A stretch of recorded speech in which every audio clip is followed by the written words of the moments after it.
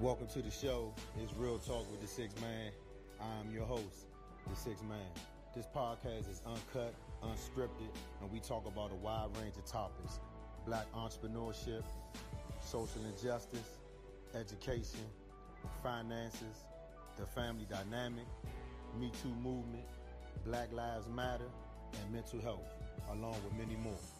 It's a Real Talk podcast to empower, educate, encourage, uplift, and inspire, and to allow others to be better than they were yesterday.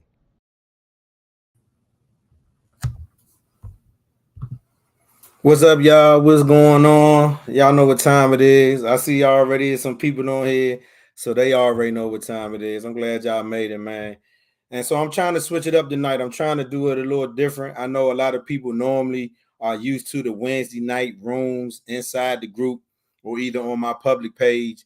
But I said this week and kind of going forward, I wanted to kind of switch it up. So I'm trying to give y'all a little bit of everything, right? I'm trying to give y'all a little bit. We did the inside in the room for a couple weeks, and we had our Wednesday night regulars, which was dope, right? But now I'm on a tighter schedule for work, so I want to kind of bring it back a little bit and do something a little different. So we are doing things a little differently now, and I'm glad y'all made it. So tonight is going to be a little fun, right? Because I get to introduce somebody that I think I'm gonna be working with from here on out.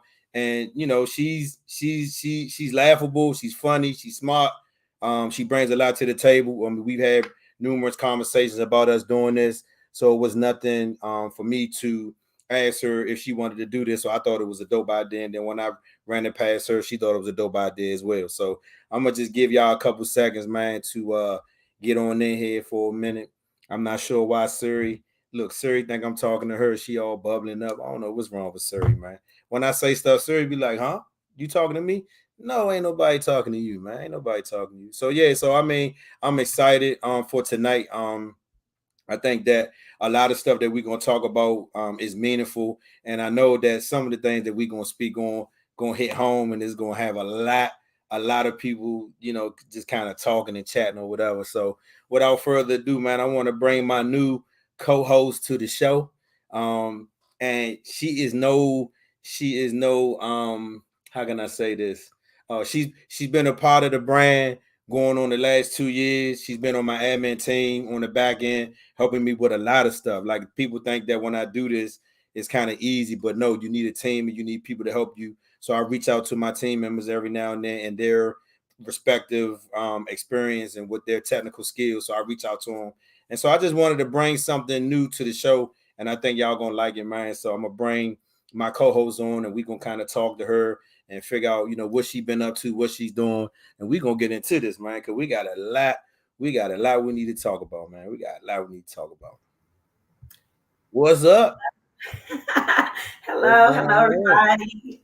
They wasn't ready. Look, they was not ready, man. They like, wait a minute, who? They like, oh, okay, bet. Yeah, yeah. They was not Yes. ready at all, man. So this is my new producer slash co-host, right? And so I think that what's gonna happen is she's gonna help me direct the show. She's gonna help me put it together. She's gonna help me come up with ideas. We already talked about a few ideas last night when we set this up. So we're gonna continue to work on that and just try to bring y'all something, a little different. I mean, I know normally everybody gets used to me kind of talking on my own, but now I think I want to kind of, make the conversation a little bit more fluent and having somebody else, that can kind of balance me out and kind of talk about stuff that we're gonna talk about. So let me go to the comments real quick because they already in the comments.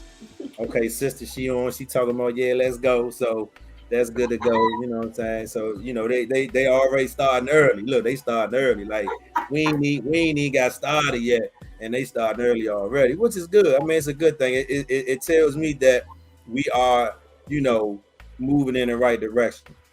So what Yep. I want to do is I want to just start right off the top. I want to introduce everybody to Amechi. She's the newest addition to the Real Talk Six Man podcast, and I want to give her a second just so she can kind of fill y'all in on who she is, what she been doing, and then we're gonna dive right into everything.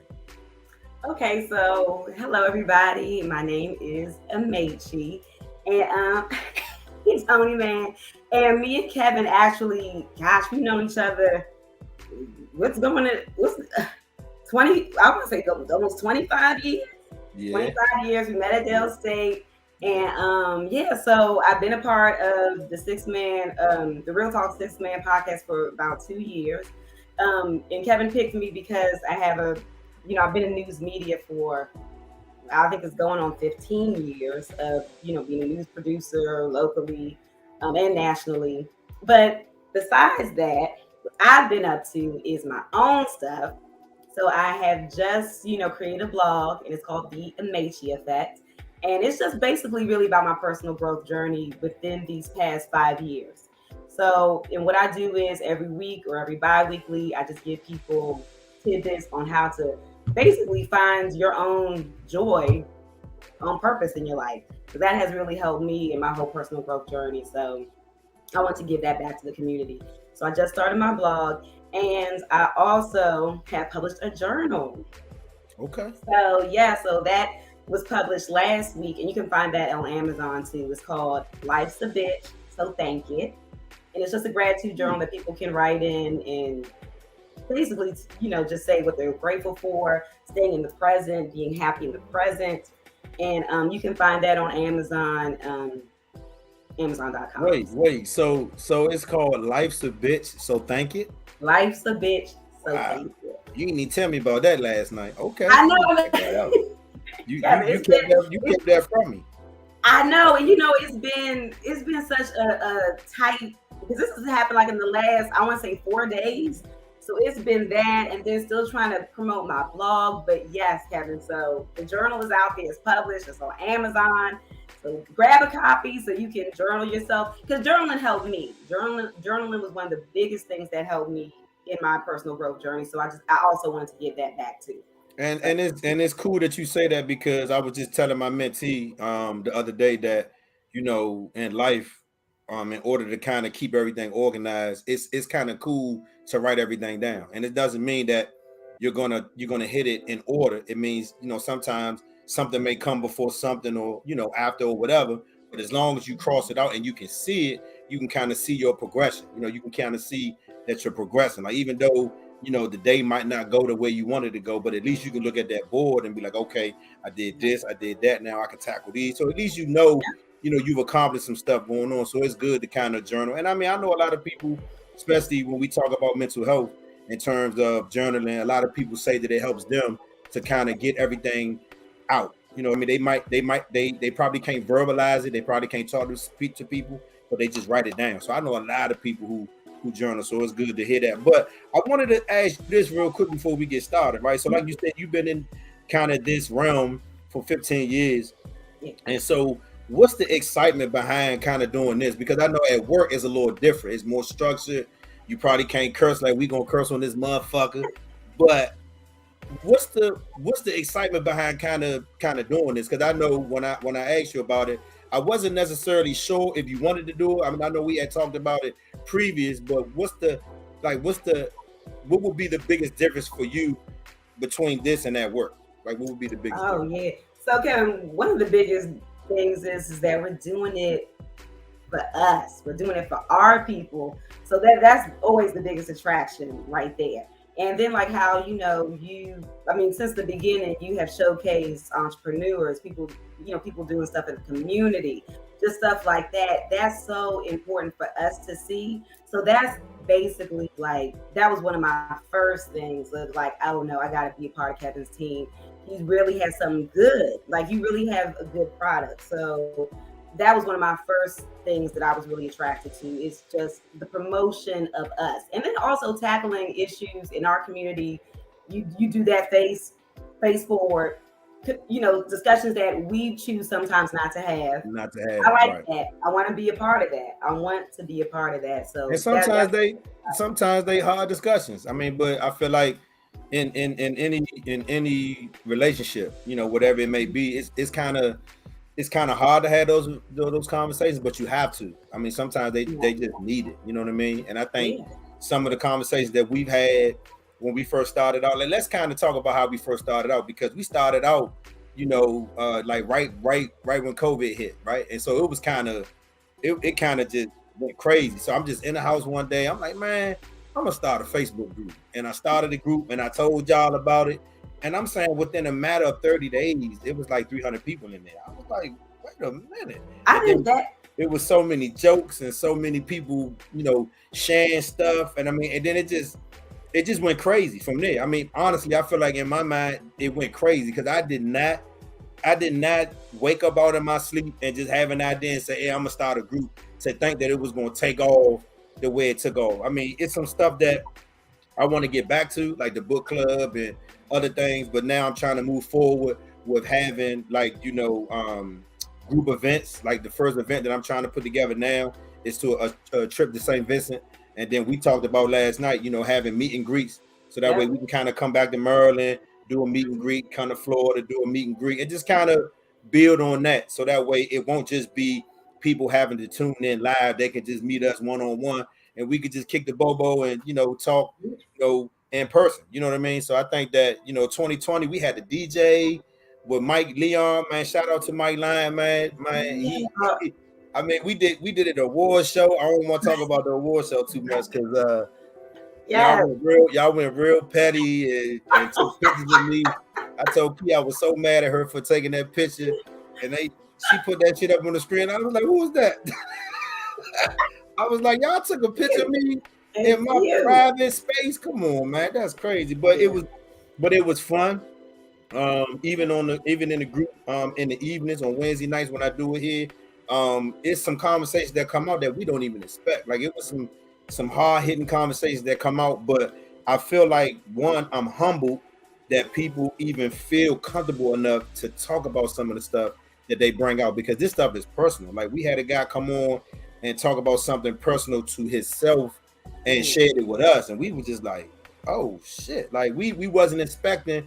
But we had somebody in the group that was kind of in that field, in that area, and was kind of helping him, figure out what he needed to do to kind of cope with that, right? And so it was like, okay, I'm gonna go ahead and say this, but then in return, you get some positive feedback, right? Yeah. You should try this. You should go do this. You should do that. And then it's like more people loving on them, like, yeah, man, I got some shit going on. And then people just start sharing. So again, like you say, it's like there's us for us, but it's not a place where we necessarily always cracking jokes. We always talking shit. Sometimes, some real shit need to be talked. So I think, it being called Real Talk with the Six Man has so many different levels to it because we do talk some real shit. We do get funny. We do, go left sometimes. But I feel like at the end of the day, it's all fun. And again, like you say, it's for us. So I just wanted to welcome you again. I thank you for helping me out with this. And I'm thinking that, we can get some people some content, on YouTube and on Facebook and just keep shit going. So our plan right now, y'all, is we're going to come live here on Wednesday nights and kind of do recaps of the audio podcast on Sunday night. So we recently did a podcast on Sunday night and we kind of got into some shit. So I don't know if everybody heard it or whatever, but we're going to get to that. But we want to start with something that I think everybody has heard thus far. I mean, it's been all over the news. It's been all over social media. And I'm just like seriously, like, what the fuck is going on at Sesame Place? Like, seriously.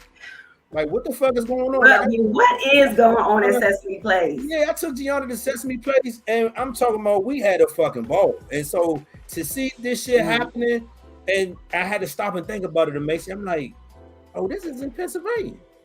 Mm-hmm. And so just because you're under a costume does not mean that it changes how you feel when you see people, right? And so when I saw this little girl and she was trying to get the courage to come to her and he swim moved her, told her no. And then I was reading the apology. I was like, listen, the apology, I mean, it started out good and then it went straight to the bullshit.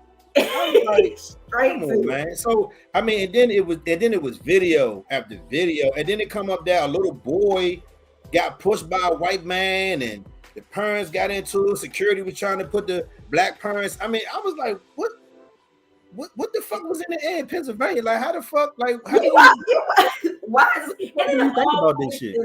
Sesame Place, which is for children of all places. That's where racism wants to live and thrive at. I know for me in this whole situation is It's just a bunch of bullshit to me, especially Sesame Place's apology. Here we go, just making excuses all over again.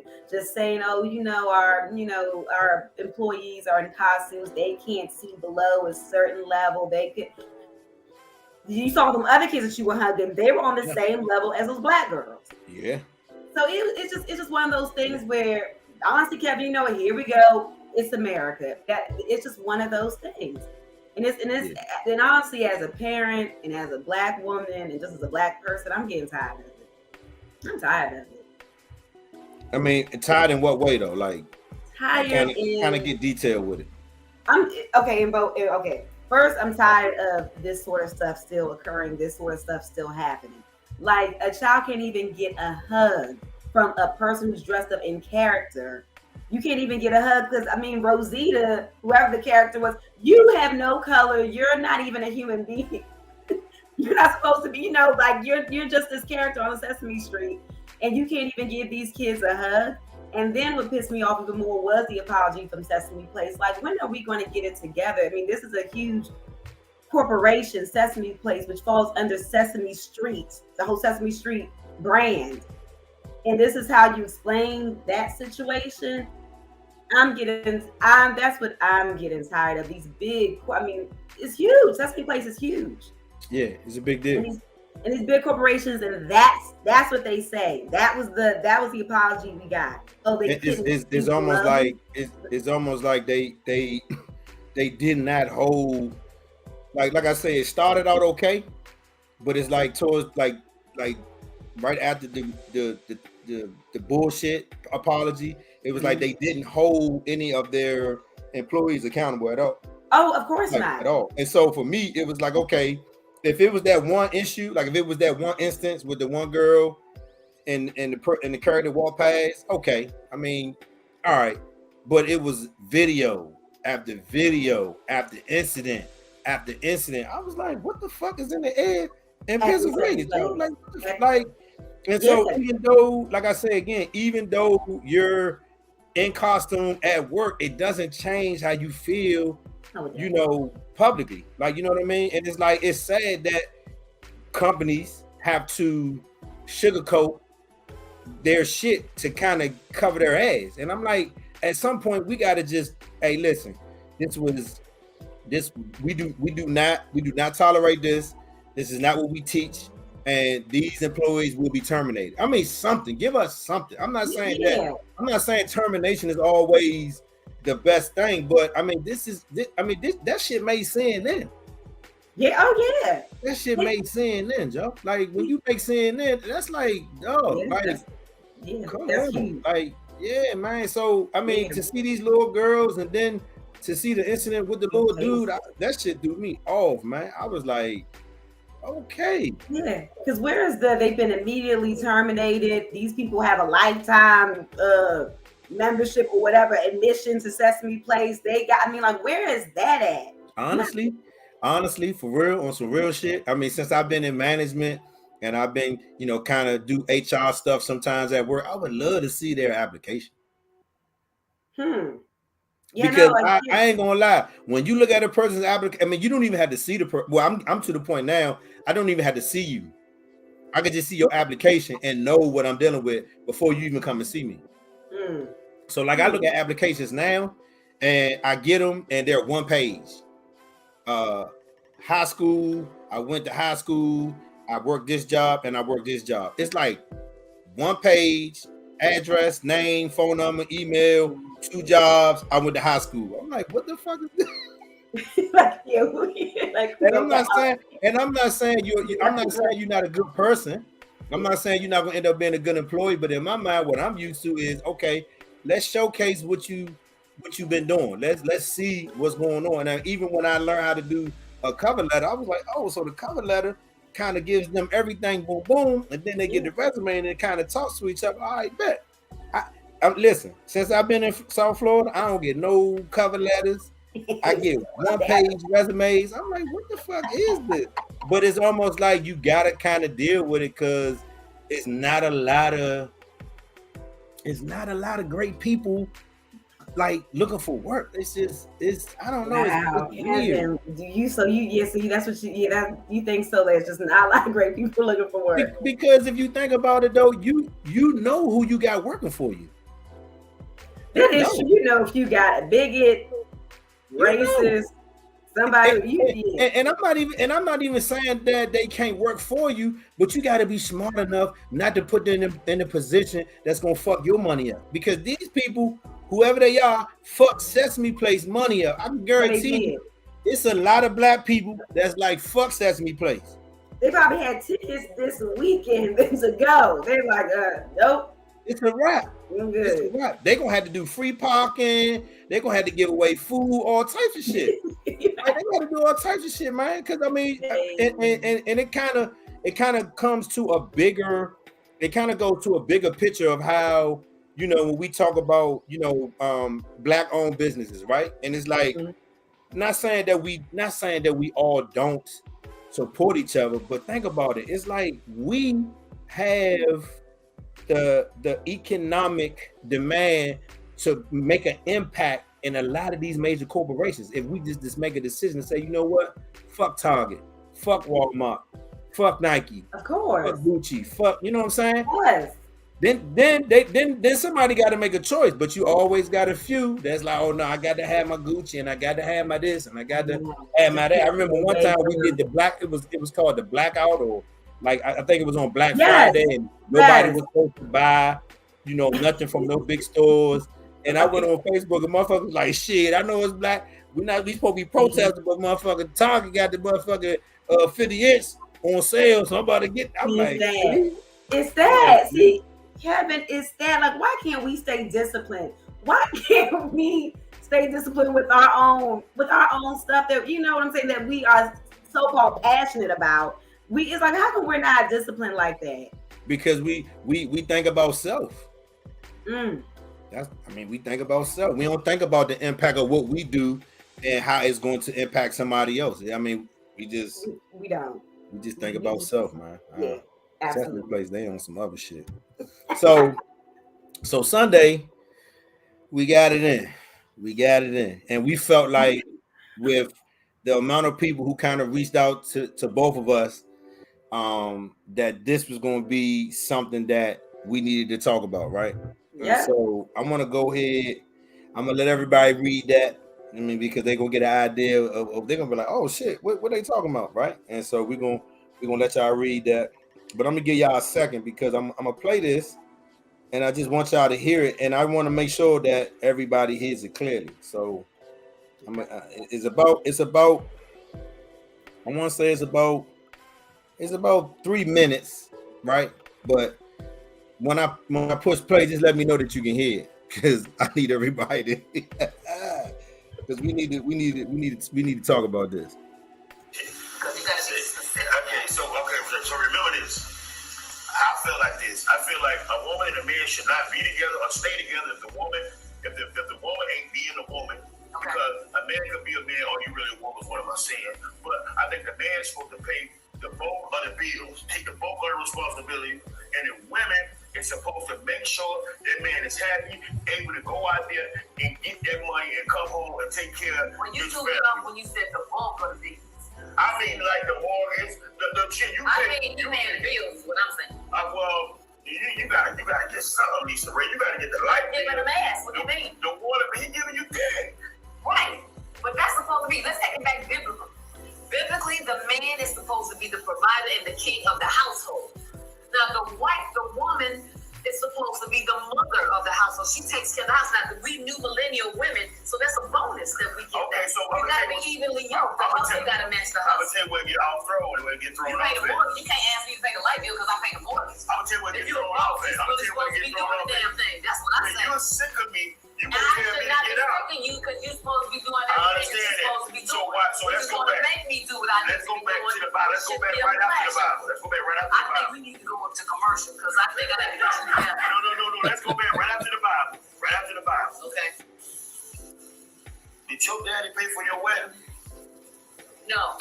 See, that's what fucked up at right there. My father was not living. That's why. Okay, so. But it would have still been $1 million wedding. Believe that. Okay. Now, here's the thing. the father is supposed to give their daughters away to the man. And the man is supposed to, at that point, take care of all the responsibility. Okay. And my father was a king, and I was a princess. Right now, I'm a queen, so you gotta come with it. Okay, so now, for me to be paying all the bills, let's say I'm paying all the bills. That just let me know that you weren't used to it, but okay. Let's say I'm paying all the bills. No, that's the problem. I paid all the bills for many years. So that's what you feel the problem is. If you wouldn't have paid all the bills, I'm paying all the bills. So I can't afford to be a cheater, can I? I mean, here's the thing: is she doing what she's supposed to be doing? There you go. Then you shouldn't even want to be a cheater. There you go. Because I asked my men that I've dated throughout the years, before we get to that point, give me an opportunity to change it, to make a difference before you go down. And if you got a guy that just has wandering eyes, I mean, that's cool. Have a wandering eye. You can look all you want to. But give me that chance to say, hey, baby, something missing in our relationship that is making you want to do that. Because I can be Becky, I can be Tanya, I can be Shaquita, and I can be Guyana. Right. You should have to go someplace else to be seen with somebody else. So in other words, the problem with men and women are this. They want a variety. First of all, they want to switch it up. You don't let the spice go down. You have to be attracted to the person that you should have been there when you chose her and when she chose you. A lot of people not. A lot of women understand that. I don't know nothing about that. You have to be. I'm responsible for the men. You're responsible for the women. You got to get your women together. You got to get them together. One at a time. We start right now. You know what? We need to have podcasting. Yeah, we speak on the men behalf. I speak on the women behalf. Because I'm sure gonna teach them how to pay. Not pay all the bills. That's one thing I'm gonna do. Okay. It was a lot there. It's a lot. And you being the lady, I'm gonna let you start. And I know you got your list that I already know you got it. So I'm gonna let you start because okay. So basically, like what I said on Sunday, if a woman really wants a man to pay the bulk of the bills or all the bills, or if a woman really believes this is what a man should be doing for her, you're gonna have to accept him as the state that he was in when you met him. You're gonna have to, like what the example I gave was, if I meet a man today and he has a 1-bedroom apartment, but I want him to pay all of my bills, do all this, all that, I'm going to have to move into that 1-bedroom apartment and be happy and be fine. Because obviously he can sustain the 1-bedroom. Oh, he can sustain the 1-bedroom. He's been paying all the bills for that 1-bedroom apartment. Me and him will be cool then, if that's what I want. But if I want a 5-bedroom house and all this other stuff, then me and him are going to have to come together with that. We're going to have to, because obviously, not saying that he can't do it by himself, but if we want more, we're going to have to really come together with more. So sometimes that, that role, like, he need to be paying all the bills. He need to be doing, I mean, we live in today's society with today's salary and wages and prices. And again, we're not rich like Trick Daddy and Lisa Ray. So maybe she can say that, because maybe she's meeting men that like, oh, girl, I'll give you that $1 million mansion. That's fine. But I'm not meeting those men. I mean, again, yes. I feel like, their economic status isn't a lot of people. But their economic status is a lot of people, if that makes sense, right? So it may be a lot of people who have that same line of thinking on both sides, right? And that's okay, because that's how they're living. But a lot of us, aren't on that status, and it still does not mean that they're wrong in any way. To me, it just means that traditionally, like as we progress from the 60s to the 70s to the 80s to the 90s to the 2000s, a lot of shit has changed. You know what I mean? A lot of stuff has changed. I mean, let's just talk about relationships in general. Like, it's a lot of relationships now that's not even traditional.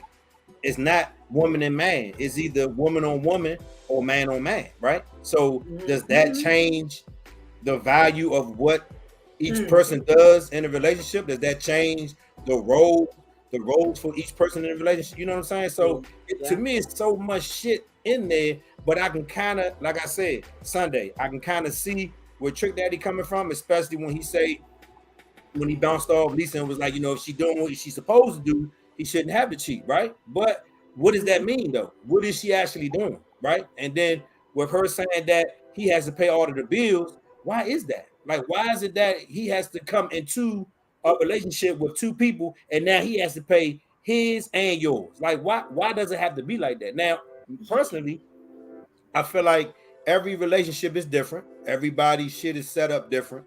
And I think that for the most part, you're going to communicate what your expectations are, if that makes sense. I mean, I know we don't like to use that word expectations, because talking to Rhonda in one of my past talks, we had something that we talked about, and it was called unrealistic expectations. And I think sometimes, depending on what people are talking about, I think some of the expectations are unrealistic.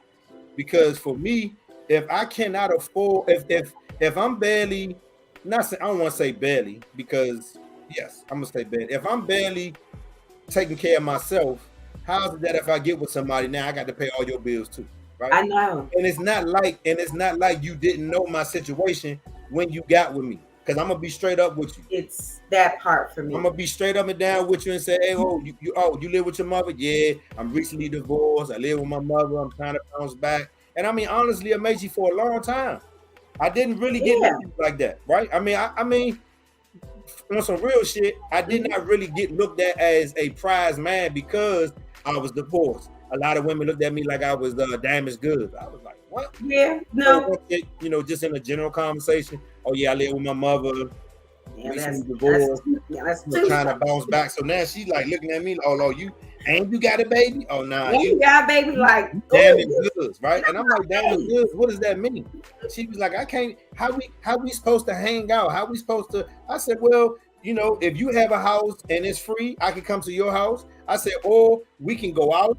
I can get a hotel room, and it ain't always got to be about sex, but it could just be, that's our personal space to hang out. You know what I'm saying? Mm-hmm. So to me, I just felt like what's really good. Like I mean, again, I feel like there's like no right or wrong answer here, but I do feel like it is set up and it's solely based on, what the fuck people talk about. Like, it shouldn't be the man got to pay everything. Because even in here, I mean, we have decided that we're going to equally, okay, we're going to take care of this, we're going to take care of this, and we're going to put money in this account, so that way it's the house and the groceries and the bills and this and that, all that's paid for, and then everything else we kind of take care of on our own, because we, I mean, along with all of the bills they got together now, we still got bills that's separate. I mean, she got her own car insurance, I got my own car insurance, shit like that. So y'all have your own.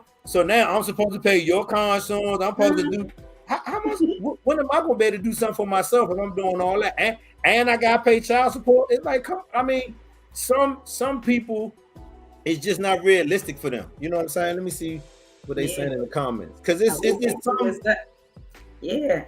All right, so let me see. So Nicole says, that's my cousin. It's a conversation that both of those need to be on the same page / have an agreement if they're inhering to a traditional gender roles, whom will be responsible for what. Exactly. But it's not a lot of people that's doing that. It's not a lot of people who are having those conversations. And I mean, let's start first. I love Trick Daddy when he said it's people out here that's with motherfuckers that they don't even like. They're not even attracted to. Kevin, you know that's a lot of people. A lot of people. I mean, it's real talk. So let's keep it 100. It's a lot of women that's with dudes that don't really like them. They just like the fact that they got money and what the fuck they can benefit from. I mean, let's be honest. That's probably true, but there's a lot of men who don't like who they're with too. Because and I'm going to say something. The men may hate me for this. I've noticed there's a lot of men who don't like the women that they're with because what that woman can do for them. She may be paying all the bills. She may be making most of the money. She's doing this, she's doing that for you.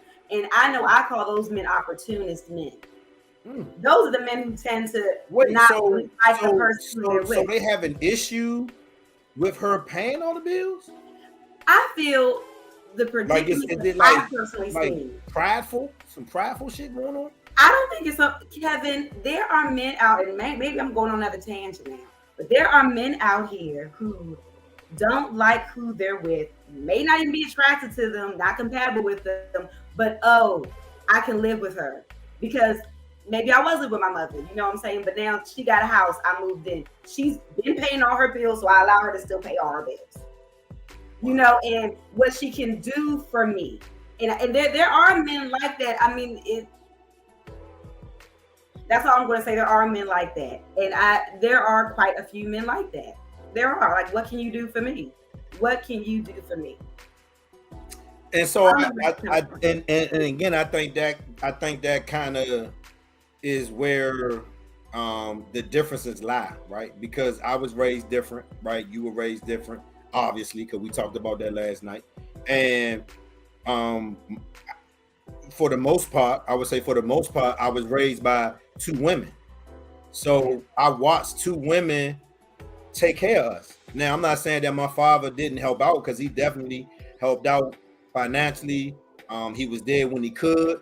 And then as we got older, we went to go see him. So we got what we needed from our father, right? And then we understood that ultimately he just wanted us to be better than him. And that's cool, because a lot of our parents were not taught what we were getting taught, like when we left high school and got into college. Like, because some of our parents didn't go to college, some of our parents didn't, get out of high school. You know what I'm saying? But I'm not saying that doesn't make them a bad parent, or they didn't teach their child what they were supposed to learn. But everybody learns differently, right? And so I just feel like the way we live now is just so, like, the microwave society that we live in now is just fucking, it's like me. And like you said, like the Eddie Murphy Royal movie, what have you done for me lately? Like, what? Yeah. And it's saying that, women do it, but men are also starting. I don't know if they started or they've been doing it, but definitely men in our generation know they just like women. Like, what can you do for me? What do you you bring to the table? Hey, listen, like, even if you go out on dates with men, sometimes they'll ask you, the first thing they'll ask you, like, oh, what do you do? Oh, do you have a degree? Or what college you go to? Nigga, what college did you go to? What do you do for a living? Like, why are you asking me that? Exactly. So I'm just like, it's like stuff like that. Like, why are you already trying to be in my pockets and we're on the first date? Then you got, Markia, she's agreeing with you. So I mean, it just makes sense. It just makes sense. I mean, because I ain't gonna lie. If Angel made more money than me and I get to stay home, she ain't gotta worry about shit. I'm gonna clean up. I'm gonna make sure the house is clean, clothes is washed. I'm very domestic. Dinner is on the stove. I ain't got no issue with it. She can give me my little allowance and I'm good to go. I ain't lying. I mean, because I have worked hard I tell motherfuckers all the time, I have been working since 1992, literally. So I've been working a long time. So if I can take a break and my partner gonna hold it down, fuck it. But it comes to a part with, okay, what if something happened to Angel? And then she can't work. Now what? So I think people so quick to say what they want to say, but they don't think about the what if. You know what I'm saying? Yeah. Because even now, okay, we breaking bread, which is making it a little easier to handle stuff. So what if one of us lose our job? Say for instance, Angel lose her job. Do I make enough to hold us down? Yeah. But at least I might have been saving because we're breaking everything in half. And so now I can use some of the savings to help us out if she's not working, or vice versa. Same thing if I get hurt. You know what I'm saying? So I don't know. I mean, and again, the way we live now, man, this shit is just, I don't know. But we need some more comments, because I swear, man, this shit, I'm tired of, I'm not saying I'm tired, but I just feel like at some point, where's the love? Where's the respect? Right? Like show me that you really care about me. Like my last relationship, it was a lot of stuff that my ex-wife showed me towards the end that let me know she didn't fuck with me at all. Like, literally. I mean, just key stuff. Like, it was just certain things that were happening. I was just looking like, damn, for real?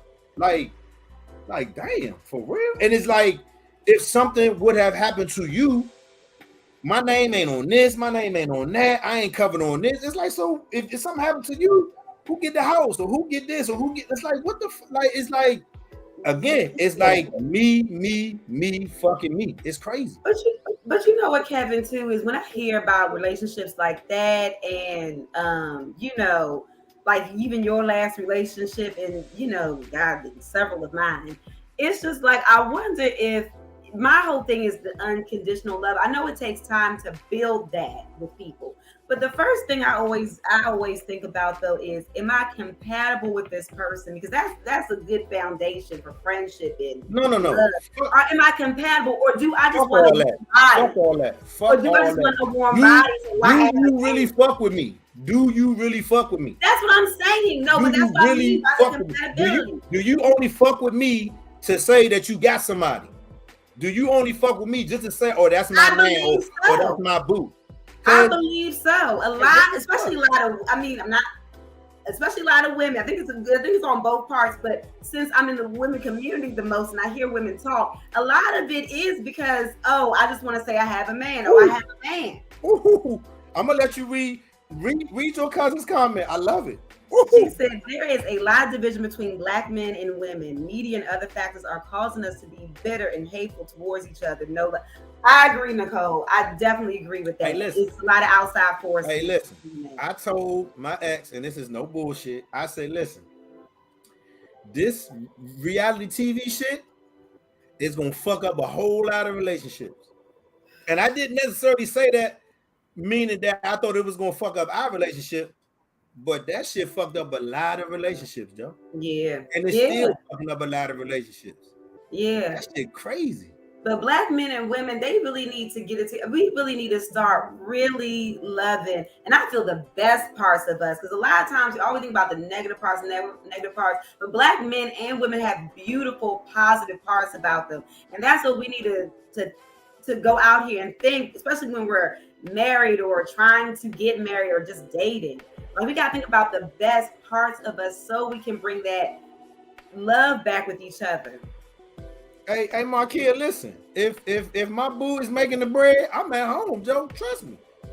But I will say this though, because some men aren't just built to just be home. So I feel like, yes, I will be home majority of the time, but you best believe I got a side hustle while I'm at home. I ain't just at home doing nothing. I'm probably still gonna be bringing some money in just for the what if. What if? No, I think she would probably prefer that. Like, I know, for instance, like how I grew up with my mom she made the majority of the money and, provided for the household. But my dad always had his own hustle, even though she may not have always agreed with all of his stuff, but he had his own hustle, his own money that he was trying to, make for himself, but it wasn't like a typical 9 to 5. And that's the other thing too. A lot of people get caught up in the 9 to 5 titles, your job titles. They titles, they degrees and all that shit. If my man is out there really finding his purpose and going on with his purpose, to me, he's good. Like, that's enough for me. But some women need that, like, no, you need to be making, I don't care. I don't care about you and your podcast. Where's your 9 to 5 job? Like, it's stuff like that. And some people, that's not who they are. My dad is not a 9 to 5. I'm in the office. He's never been that person. Never been. And my kid is the last part for me. He said it's not all about the money. It's not. When we die, we're not taking none of that shit with us. It's not. So how the fuck do we get so caught up in, oh, you need to pay all the bills? Because I'm like, damn. I mean, we not married. First of all,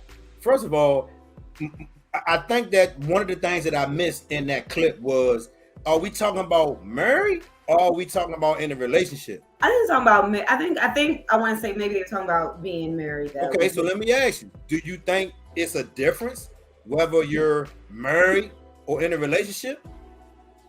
I mean, of course, when you're married, now you're coming into, as a union. You are creating a union, a family. Versus just boyfriend and girlfriend. But how I feel, if you are living together, I mean, people do it all the time. If I'm not married to you, or if I am married to you, we're living together, and bills are still coming, and bills have to get paid. Who's going to pay the majority of them? Who's going to do it? Or do we just go in half? Or what do we do? And you know what, Kevin? Another thing too. who's making most of the money? Because sometimes people want to go straight down the middle and the incomes are like this.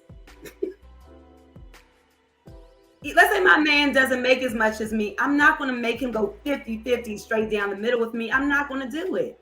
We're going to try to even it out. So you still have money for yourself. I still have money for myself. But if I'm making $100,000 a year and he's only making 40, why should I be going 50-50 with him? Why? Okay. So two things. So I was in that situation. Mm-hmm. I was in a situation where I was with somebody and they made more money than me, right? Mm-hmm. On paper. But I would go out on the weekends, on my days off, or in the evenings, a couple nights after work, and get my hustle on and bring home, $5, $6, $7, $800 a night. Mm-hmm. When I was doing security, I was bringing home $150 a night. You know what I'm saying? So it's you make more money than me on paper, but it doesn't mean that with my job and everything else that I'm doing, I'm not bringing money in. I'm bringing money in, and then two, all right, if I'm only making 40.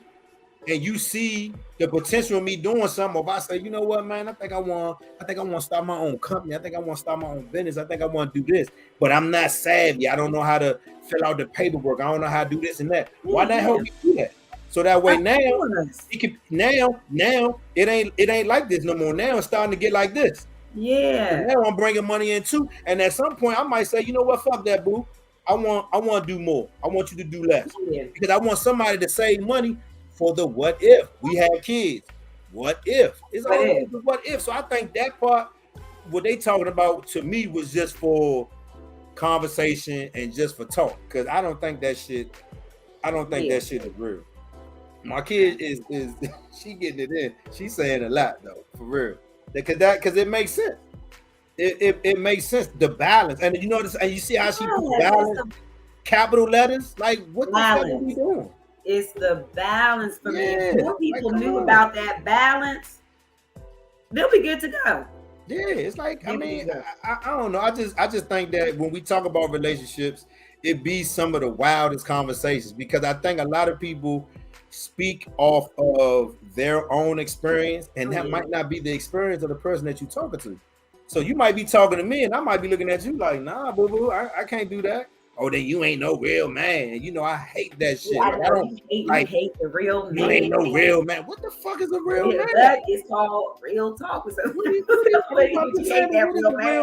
thought it was either man or woman, right? And you just play your role.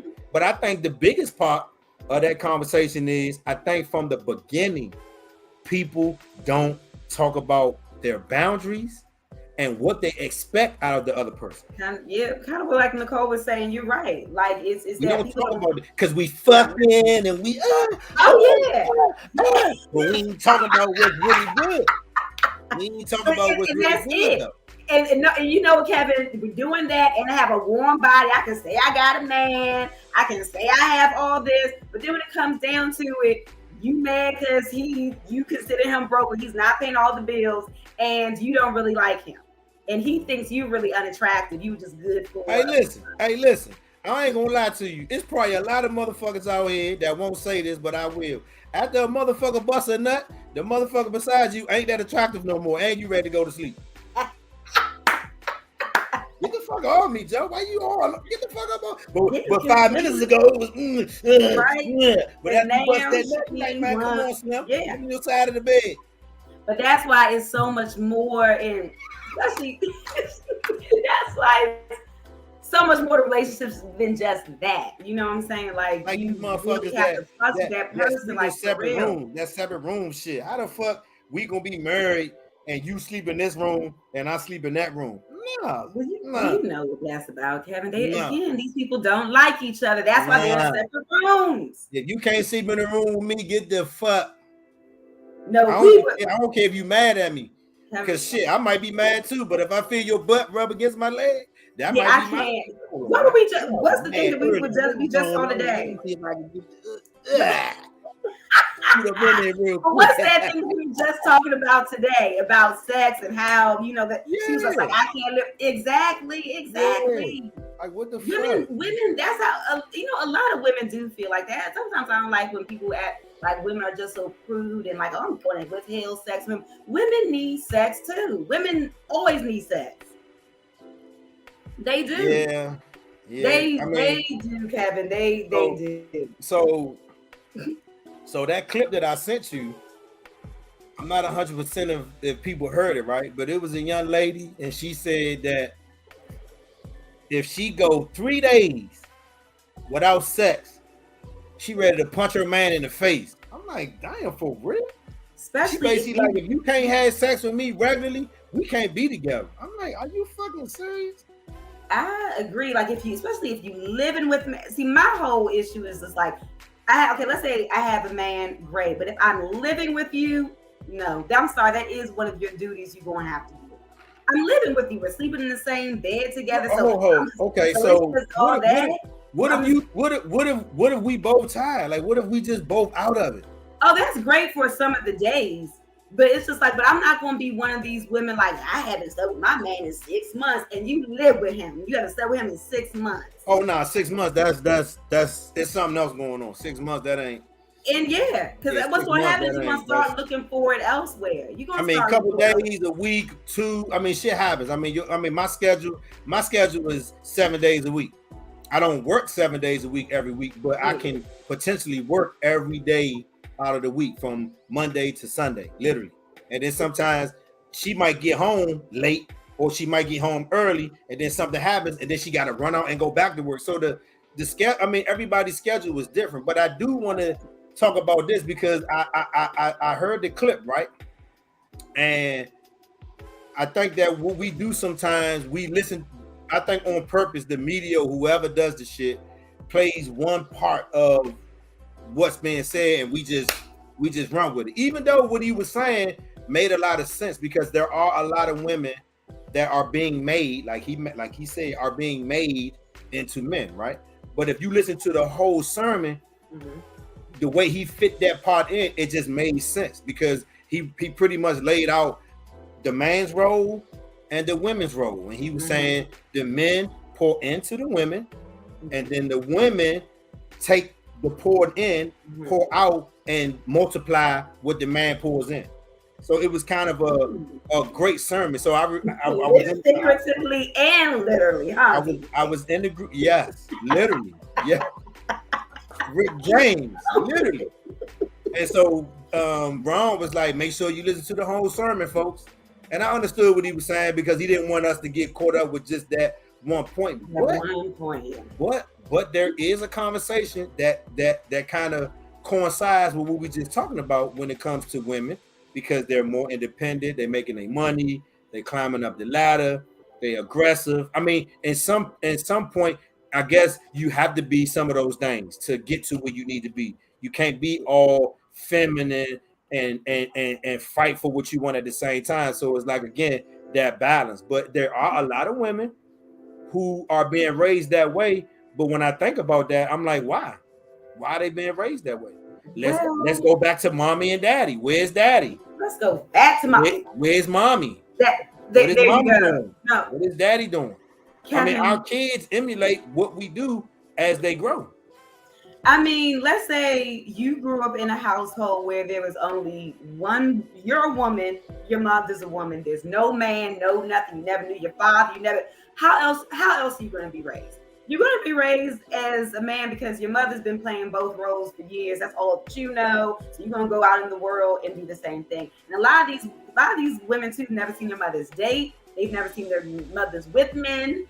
See, it's a lot of that going on too. Oh, it's a lot of them that see their mothers with men, multiple men. Mommy, who's that?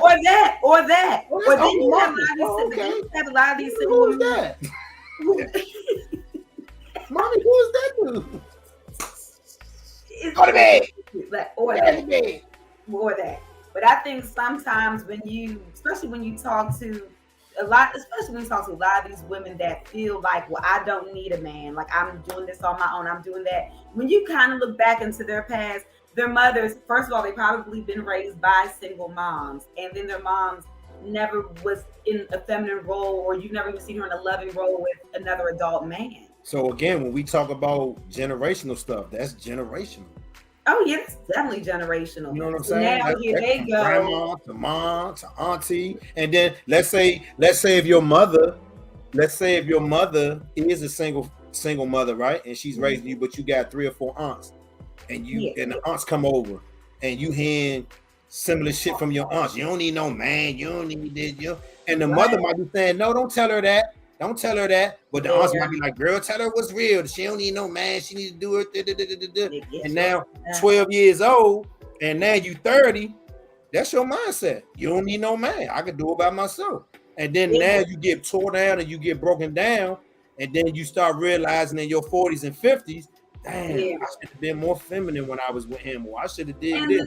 But I'm not gonna say it's too late, but it's damn, you 40 and 50 now. But you know what? It's never too late. I want to tell women this is never too late to become feminine, because I had to sit into my femininity too, because when you are kind of growing up as a Black woman, you're growing up too, they're teaching you how to survive out there, or if things have happened to you, like with me and my sister, we lost our mom early. So the only thing we didn't know was to survive and be on our own and be these independent women, because I had to do that. I had to eat and have shelter. So it took me a while to get into my femininity as a woman. I'm going to really honestly admit that, because I did feel like I have to do it. I never said I didn't need a man, but I did feel like I was as good as one, because I'm out here doing the same thing that they're doing too. Would you like to read what Tony Man put? Oh, let's see what Tony Man said. What he said? He said, we were raised to survive, not live. Some of us had families that showed love, but punching us and Joan. Ooh, Tony Man never really showed us how to love for real, and we're just starting to figure this out. Wow. So it goes way back on both sides. Hey. You don't know how to be a man. I don't. We don't say we don't, because we don't know, but we now looking back, we like, damn, we didn't. Nobody showed us how to do that.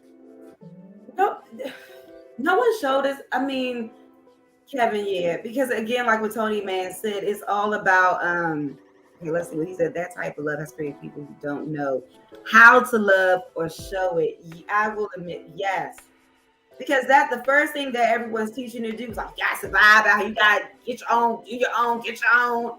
And so you just like, oh, you're scrambling, like, oh, I gotta get my own, And that's, and then as a woman, I know for me, it was always told, go ahead, get a job, definitely get your degree, you gotta go out here, you gotta do this, you gotta get your job, you gotta.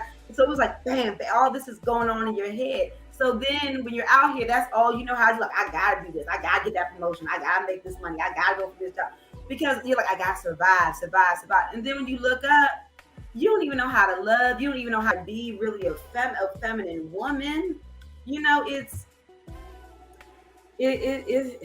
really, I'm not saying it's a mess, because you can overcome it, but it's a lot of work you have to do. It's a lot. Yeah. So first of all, it does take work. It takes time and all that. But first and foremost, it needs to be acknowledged. And so we need to be able to acknowledge the fact that we haven't been nurtured in that way, and be able to communicate to our mate, hey, listen, I wasn't raised like this. I don't necessarily know how to do that.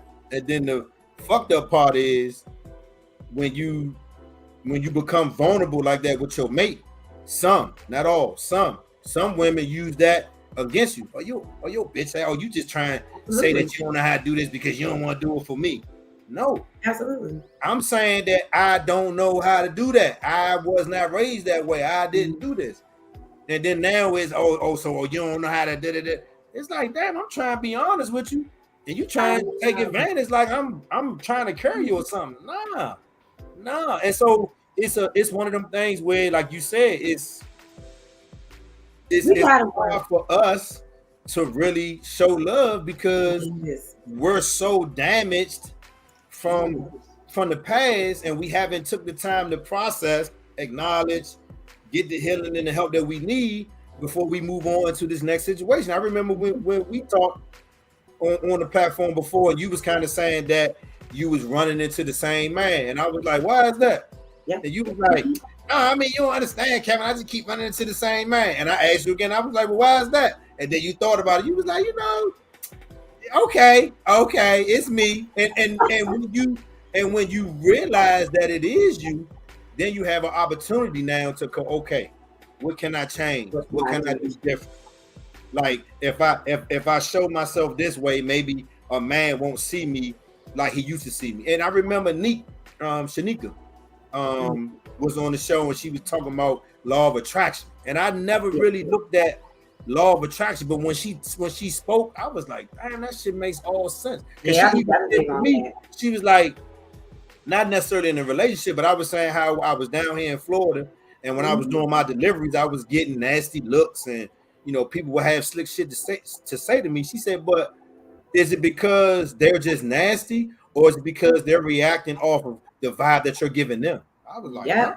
He said, how do you know you didn't get out your truck and you made a face that made them feel like they felt, so they just gave you the energy that you was giving them? I was like, damn. And she was like, law of attraction. I was like, wow. So I have actually made a point to wake up and try to be as positive as I can when I interact with everybody, whether it's holding the door for somebody, whether it's saying, oh no, go ahead. I mean, just even at the grocery store, at the public, I mean, whatever.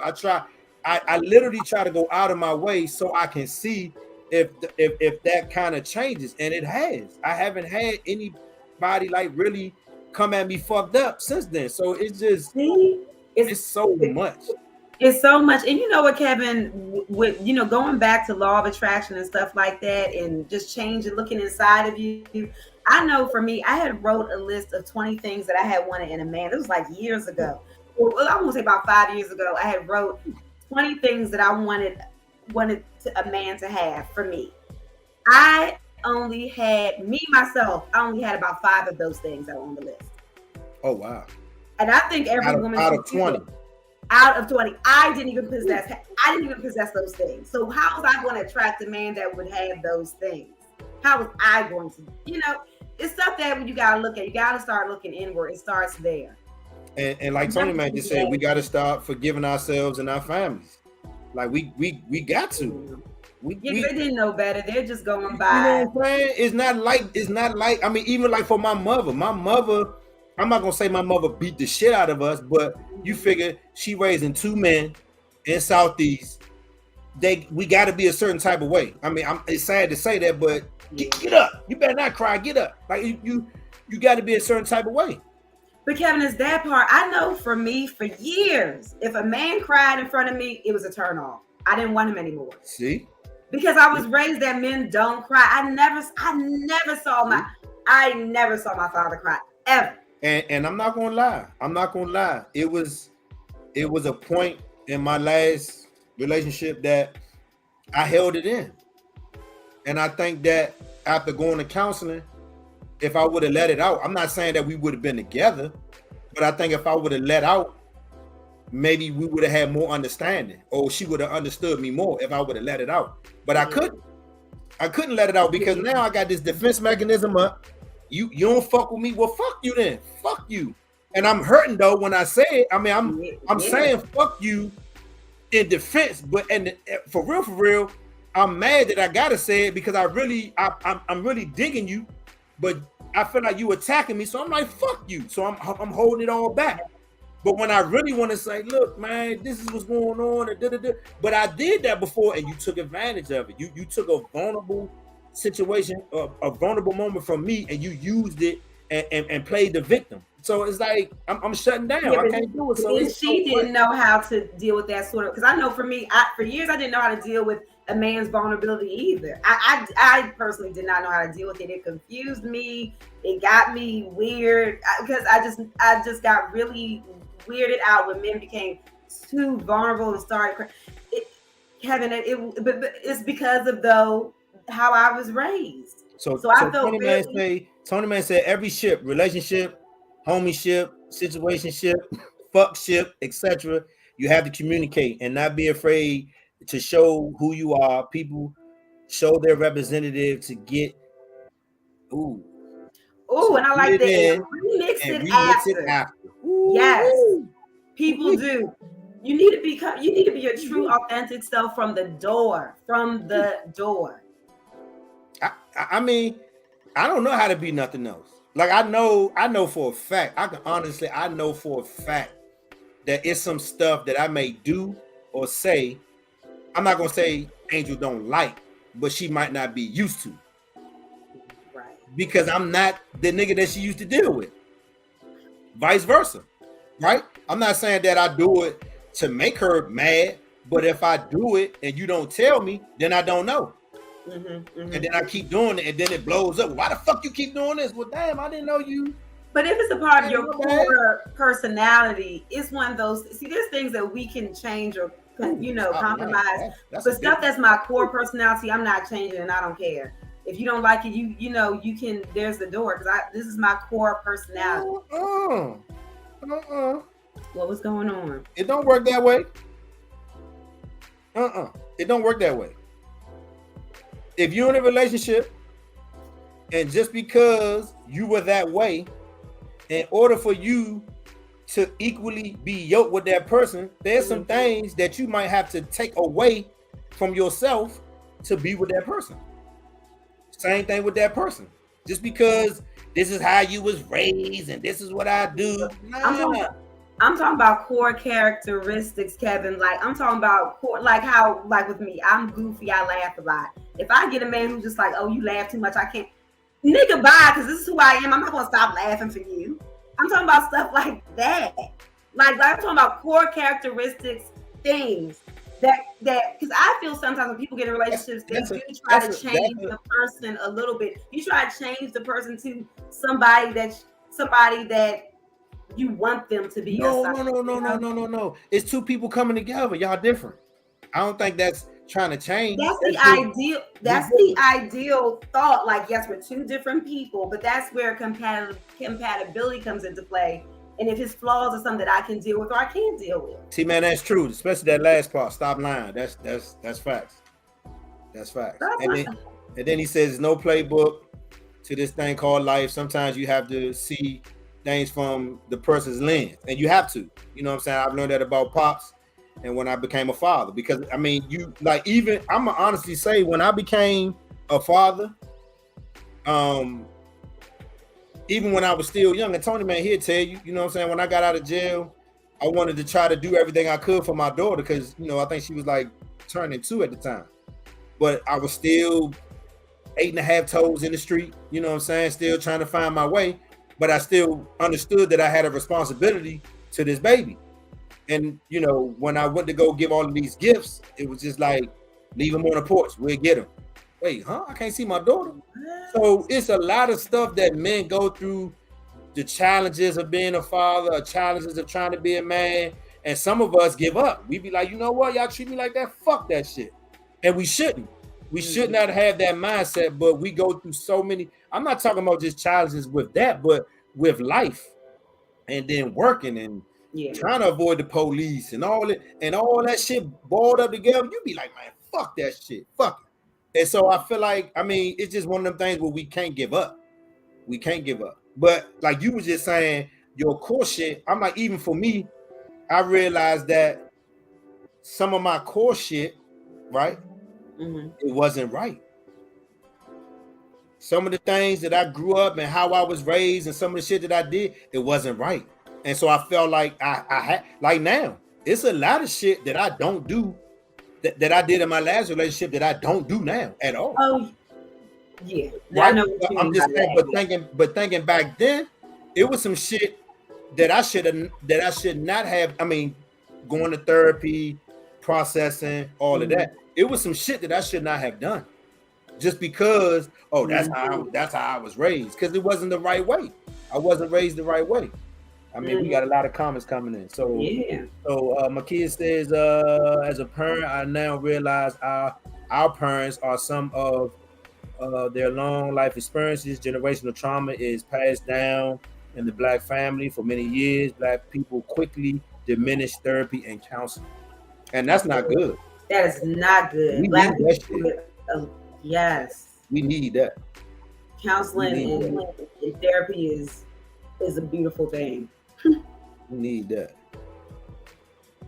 What you putting down? This is real. Can't be afraid to live and afraid to die at the same time. Choose life and the generation curses just because you were. Yeah, I mean it's. I mean I feel like as grown folks, at some point the mindset has to change. It has definitely. It has to shift.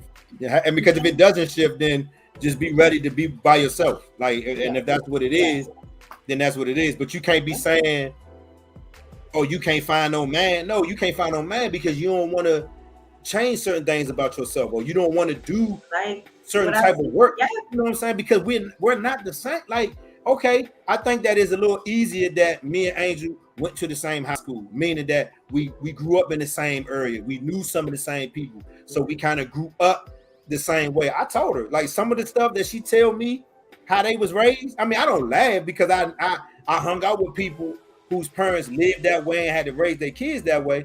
But I was like, fortunately for me, I didn't live like that. Like, my mother worked 2 and 3 jobs to make sure we had clothes, to make sure we had food, to make sure the bills was paid. Like, I mean, did we live in a hood area? Yes. But did I grow up hood? No.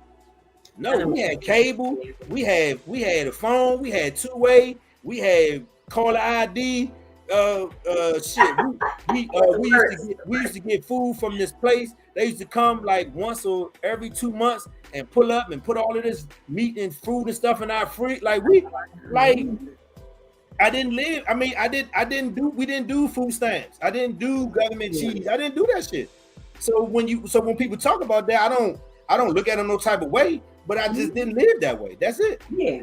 So I feel like if you didn't live a certain type of way and you're intertwined with a person now that didn't live like that, and that person lived totally different than you, then y'all gonna have to figure that shit out, because I know I don't understand that. Or you don't understand where I'm coming from? No, I don't. Are you trying to be funny? No. You're like, no, I'm just not trying to be funny. I'm trying to tell you I don't understand that. Yeah, you know what I'm saying? Like, it is what it is. Yeah. No. Yeah, raised that way don't mean you can't change it. I agree. Absolutely. Yes. Totally. Tony, man, I feel like that's what all personal growth is. That to me, all of these religious / spiritual people lose that faith as soon as things get thick. Yes, that is true.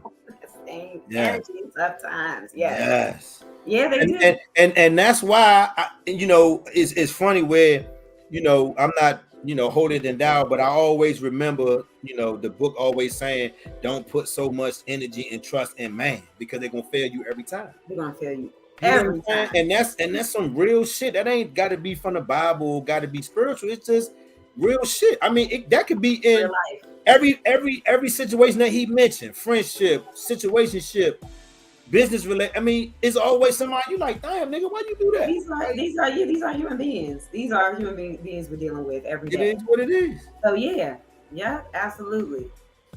He say she on point.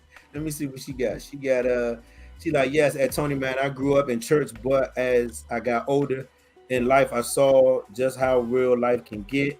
I decided I wanted to be the best mentally, emotionally, and physically for my son. For anxiety, and it's a lot of people who fight that. So when we talk about mental health and all of the shit that we deal with, I mean, I just feel like when we come together, what's the song? Bag Lady, Erykah Badu. Come on, man, you gonna hurt your back. Carrying all your bags like that, you gonna fuck it up. You're gonna have to let that. You gonna have to let that shit go, and then that word come in. Pride. We so prideful. No, that's how I am. Yes, I am. But Kevin, you know why the majority of people just don't do it, because it is hard work. It's hard work to get to the other side. It really is. That's why the majority of people don't. Can I ask you a question? Was it hard work to get out of elementary school? No. Was it hard work to graduate junior high school?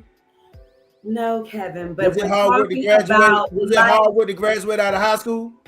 No. Was it hard to graduate from Del State? No. Was it hard on your job to get what you wanted?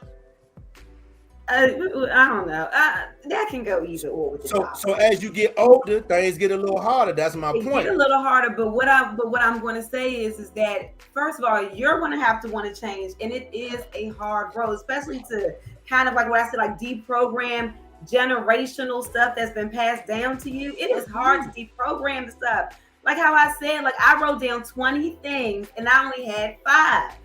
I bet you if a lot of people did that, they would have the same probably amount. They wouldn't have all 20. They wouldn't. And that's when you guys say, I gotta change myself.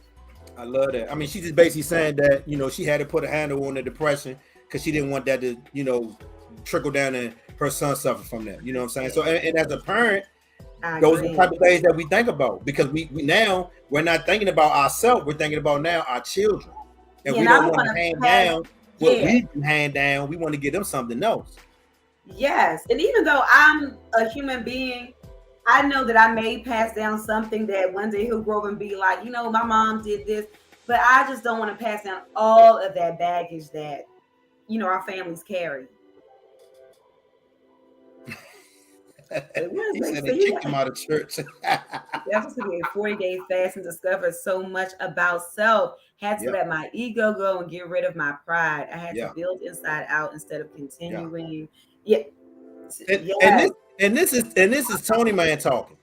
It is Tony Man. I'm not saying that to be funny, but everybody who knows Tony Man, when you hear that, you like, okay, that's growth, that's understanding. You know what I mean? And if we cannot do that, you're gonna be by yourself. Kevin, you're going to be by yourself because you have to go through. I think it's essential for everyone to go through some sort of personal growth journey. You're gonna have to. I mean, I know it's easier said than done, but that's where I always feel like that's where happiness lies, and that's when you'll find happiness. That's where you'll find it.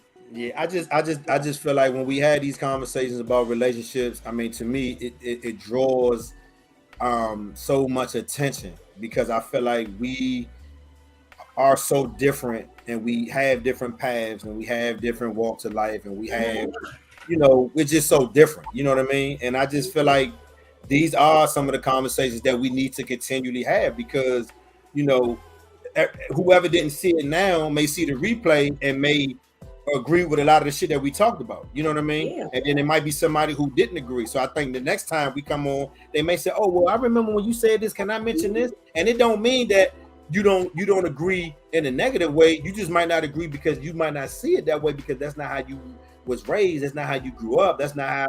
So I feel like mind thinking disagreeing is okay. We can disagree to agree respectfully. I'm cool with it. But when you just don't want to get the basic shit out the way, then I mean, I just feel like we can't.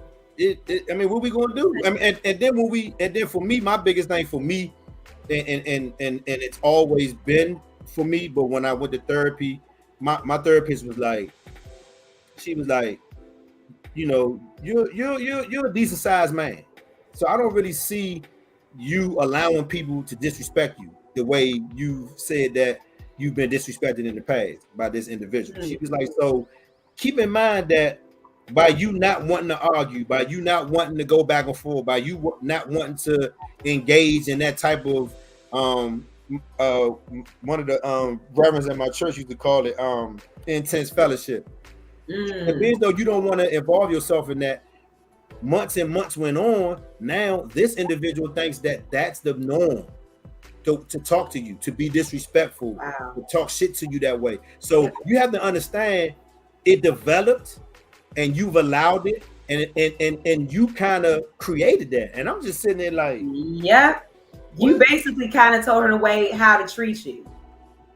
So now I feel like I've never been big on disrespect, but now you can't disrespect me at all. Like at all. Like soon as I see it, we got to talk about it. I'm not saying that I'm gonna embarrass you in public. I'm gonna pull you or grab you, but when we get in the car, when we get somewhere, away from everybody, hey, let me holler at you real quick.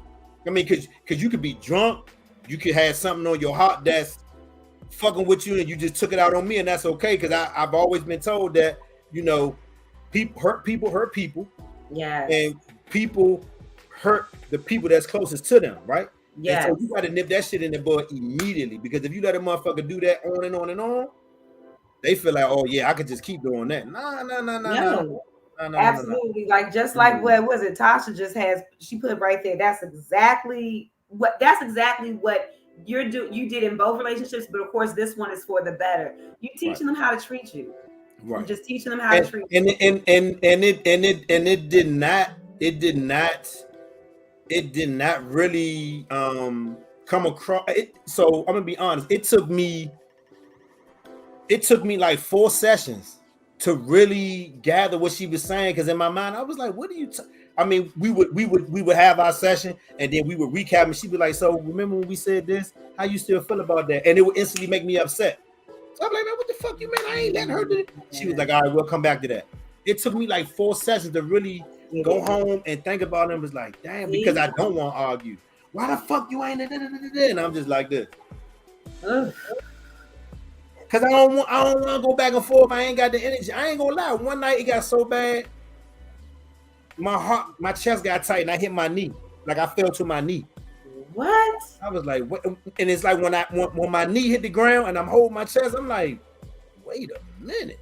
Yeah, I'm yelling, I'm screaming, I'm sweating, I'm red. This is not physical. And my motherfucking chest got tight. I'm like, wait a minute. And so we get so caught up. And like you said, in who we are, so we want to defend ourselves to the fullest. But sometimes it's not even necessary, because if a person is treating you like that, that means they never were for you, because a person that's for you is going to make you get to that point. They shouldn't make you get to that point. They shouldn't. They shouldn't. I'm not going to say not, but they shouldn't make you get to that point. But when you get to that point, that's why I always use the word acknowledgement. So a lot of the terms that I use now are a lot of the terms that I learned in therapy. Acknowledgement, because we have to acknowledge the shit that's going on, and if we don't and not paying attention to it, that shit can fuck us up. That shit can really fuck us up. Oh, yeah, yes, please. I got you. Please, Tony Man's thing. So also, do you feel you were worthy of love? I never did until recently. I would purposely sabotage my relationships. God damn, see, man, I felt so much bad in my life. I didn't deserve good. So I want to say that, I want to say to a degree, I think that a lot of us, the homies, might have done that unknowingly, right? But then when we recognized it, it was too late. You know what I'm saying? Because I can honestly say that it was certain times I wanted it. I wanted the love. I wanted all of that, but I just didn't quite know how to figure out how to get it. And when I didn't like do the right thing or whatever, I would immediately like attack to make it like, fuck this shit then. I don't give a fuck this shit. To make it easier. Like, I don't want to have the tough conversations. I don't want to, talk to you about, because I don't know how. I don't know how. No. I mean, I didn't say that back then because I didn't know, but now going through everything, I just didn't know how. I know. So that's some real shit right there, Slim. And it's probably a lot of people that's gonna read that comment after we off. Tony, man, that's gonna hit the spot right there. No, because that comment right there, and it took me years to this. What Tony Man just said, it took me years to realize that about myself. Like deep down, I felt like I really wasn't worthy of love, or I felt like everybody who did always love me, they leave, they're gone. And see, and then that goes back to the whole grieving thing. I was grieving so much, thinking everybody was just going to just always leave me because that's how everybody does. So when people came in my life, it's like I sabotaged it or didn't want them, because I mean, for years I dumped men. Like it was just, okay, we together for 2 years. It's enough of you. Just because I just didn't want to. I just know deep down. You should have seen. You can't see your face. Your face. You was like, too much. Extra. It's too much. I'm done. It's too much. Yes, but it was. But Kevin, off of dumb stuff. I was dumb people. But deep down, I was sabotaging it. Oh, see, he said my dream wife was Claire Huxtable, but I wasn't Heathcliff. Wow. I wasn't deserving of her. But Tony, man, you are Heathcliff. Absolutely. But it take time. By the time we was watching the Cosby Show, that was when we were kind of learning how we should be with our women on TV. But what was we doing? I know. How are we at home?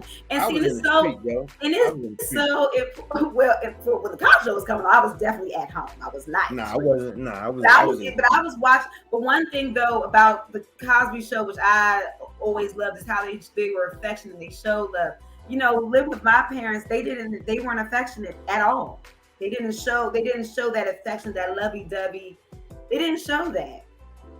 So. And again, like, you know, like he said, now I am exactly.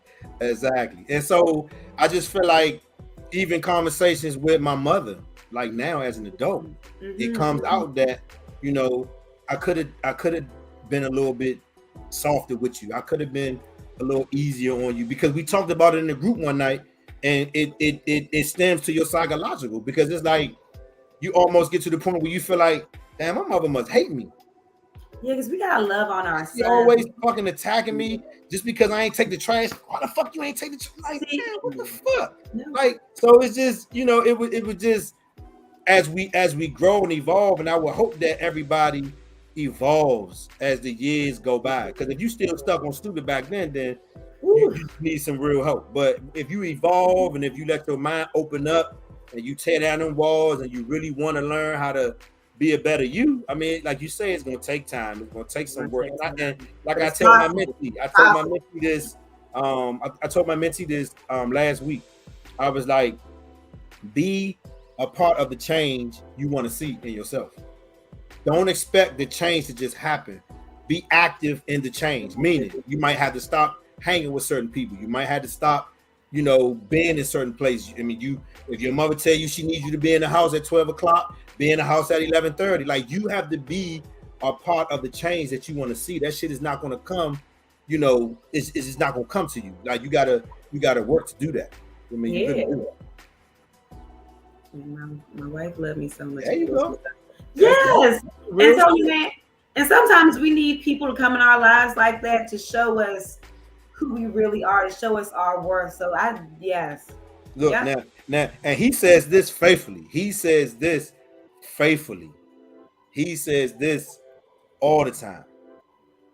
He said, no one comes before her. It's the creator, her, my children, and the world. Yes, Tony, man. Listen, listen. I remember one time he was like,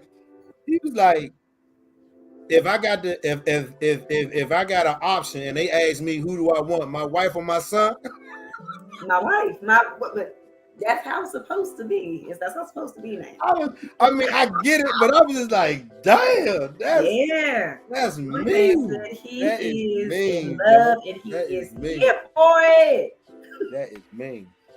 See, that's awesome, Tony. Sometimes we have to see healthy love in order to recognize it and then move into receiving it. Yeah. I mean, again, we using key terms: healthy, recognize, acknowledge. Like, it is what it is. What's up, Nadia? I mean, I'm just saying, like, at the end of the day,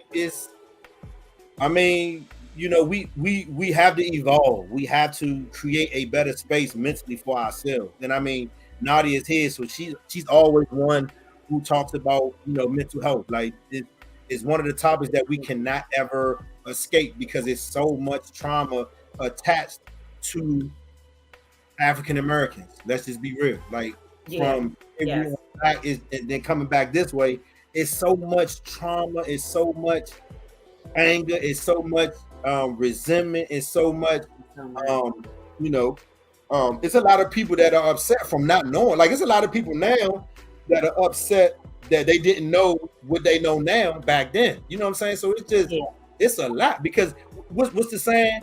I wish I would have knew back then what I know now. What I know now. And if that was the case, we all would probably be better people. But guess what? God made it that way to kind of work through to where we are now. So when we do meet the right person, we can open up to them. We can talk. That's why I say when me and Angel met and we had an opportunity to kind of talk on a level where it wasn't sexual because we didn't see each other because COVID had shut everything down. I had a different mindset on intimacy because I didn't really ever get that involved with a person and not have sex with them, not be physical with them. Yeah. So Yeah. to be on the phone or be on live for hours and hours, and finally when we met, I mean, we had fireworks, but for that, I think it was 6 months. Y'all built that beautiful intimacy, that beautiful friendship. Like I'm telling you. Hey, Nadia, so Nadia, you came in at the right time because we had just started talking about the generational stuff. We just hit on that, and that's a fact. And so Nadia is one of my regulars on Wednesday night in the group in our room, and the room is a little bit more intimate setting than this. And so I will continue to do the room and continue probably to start going back on Clubhouse just to give everybody an opportunity to kind of weigh into the conversations, because I just want people to know that there are people out here that understand what they're going through, and we just need to talk it out. And sometimes people come on and they don't say nothing, but when they get off, they inbox me, "Hey man, that was some real shit last night," and that's all I be wanting to hear. Because I mean, again, like some of the conversations that we've had in that room, I can't really share on here because it wouldn't be respectful to the people and what they said, because it was just an intimate setting. You know what I'm saying? But we've heard some shit and heard it and was looking at the phone like, what the fuck? Because you're not expecting for that space to be that comfortable to people and for them to let out what they say. Because I'm like, but we're respectful and we try to build them up from that point. We don't tear them down or laugh. We try to build them up from that point. So I mean, I want to thank everybody, man, for coming. I mean, this is something that I think we're going to do regularly. I mean, we're going to pick topics to talk about. We got a couple guests lined up. I'm going to confirm them in the coming days and weeks. I got a dope ass attorney that I want to get on here, man. Motherfucker up, I already know. I mean, she a city girl, and she doing big things. And so I want to just continue to have this platform, give you guys a way to kind of, share. Like, I mean, Tony, man, has followed me from the beginning, right? And so it's getting to the point now where he's opening up and now he's speaking on a lot of the shit. So I mean, it makes me happy because we've been in the trenches. Like when motherfuckers talk to us and we look at them, I be like, Slim, go ahead with that bullshit because you don't need me to get back to what I used to be, for real. And so now that we're a little older, it feels good not to have to be in that mindset. Let me see what he's talking about. So a homie just called me and asked, how do I know the wife was it? I gave him this answer. Now it's not literal, but it's how I look at it. I mean, listen. Listen. I looked at a lot of the similarities that me and Angel had been through, and it made sense. And I'm going to honestly say it just felt right. It wasn't like it was forced. We were more friends than anything in the beginning. Like if I had a bad day, if something was going on, we just made it work. You know what I mean? We just made it work. Like we didn't like force it. We were just friends first. You know what I'm saying? So yeah. It just felt right. Tony Man stated, Creator gives you two options. You have to save the world and he let you die, or you save her and you let the world die. If you don't save her, she's not it. I mean, Tony Man. I mean, and that's gonna be my next. That's gonna be my question. My next. And this is not nothing new for me. This is some shit that I hear from him all the time. So this ain't. I like that. This ain't nothing new for me, man. Like at all. Like this is nothing new for me. But I like that. So Amechi, man, listen. I'm glad you want to be a part. I'm happy. I'm pumped. I feel like we got some good shit coming, man. So what I want you to do is I want you to kind of tell everybody, about the Emachy Effect. I know you talked about it in the beginning, but kind of give everybody a recap I'm gonna put up your information. So if they want to check you out on IG or check your website out, just let them know what you're doing, and just so they can have a better idea of what's going on with you. Yeah, so the Emechi Effect is something I started probably back in May, and it's a blog, and it's a weekly or bi-weekly blog of just some things that I've gone through in my self-healing personal growth journey. That's kind of got me. I'm still a work in progress, but it has got me here to where I am because it's been a long road, and I just call it the Emechi Effect because it was just some of the things that I put in the blog are the effects that that had in my life. And so that's why with the whole the gratitude journal, like just staying grateful and appreciating everything that life gives you in the present, that even made me just change my whole mindset, my whole thinking. So I'm all on this finding my joy on purpose thing. I have to, because for years I wasn't living a fulfilled life, and I got tired of it. And I'm I'm living a fulfilled life. I'm finding my joy, like how you talked about, Kevin, waking up in the morning, being this happy, thinking positive thoughts every morning. I had to start doing that. I even used to start doing things, looking at myself in the mirror saying, I love you. I mean, it was stuff like that I needed to do. I had to do for myself. So that's just basically what the blog is about. And also, when if on IG, it's IG, Facebook is all the Emachy Effect. And of course, that's the website to my blog. And then also, you can definitely buy my journal on Amazon. You can just type in the Emachy Effect or the title, Life's a Bitch, so thank it. So I'm interested in that. Yes. So Kevin, but this is all about my personal growth, and I just had to share it and get it out of my system because it helped me a lot. Ain't nothing wrong with that. Well, listen, man. Like I said, y'all, this is something that we're gonna do on a regular basis. I appreciate everybody for coming through and your comments. And if you need anybody to kind of check this out, and if it'll be a help to anybody else, man, let us know, man, and share it to them, and let it be known. We got one more comment coming in before we go. Let's see what we got. Come on, man. Come on. It's playing games now. It says, oh, okay. See, they just basically said they enjoyed it. Appreciate that. Got the party. We got the party sign up. Yeah, good job. Yeah, so like I say, man, we just want to make sure that we giving y'all something that makes sense. You know what I mean? And we're gonna get back at y'all Sunday night with another podcast. You can also reach me on Real Talk with the Six Man, everything. Facebook, YouTube, IG. On IG is Real Talk Six Man on IG. But on everything else is Real Talk with the Six Man podcast. So again, if it's something that you want to talk about, something that you think we need to be talking about, just hit me. Let me know. I mean, my Real Talk Facebook page is public.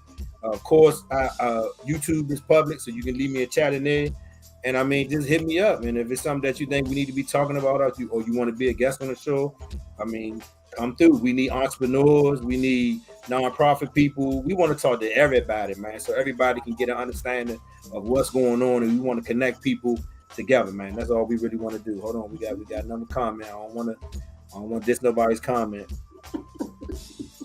Tony Man said he enjoyed the show. Thanks for letting me share. Tasha gave us the motherfucking Negro spiritual sign. Good job, man. But man, look, man, we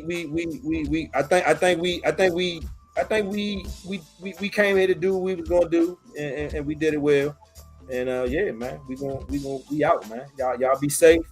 I'm gonna let this go mix ride us out, and till the next time, man. Y'all be easy, man.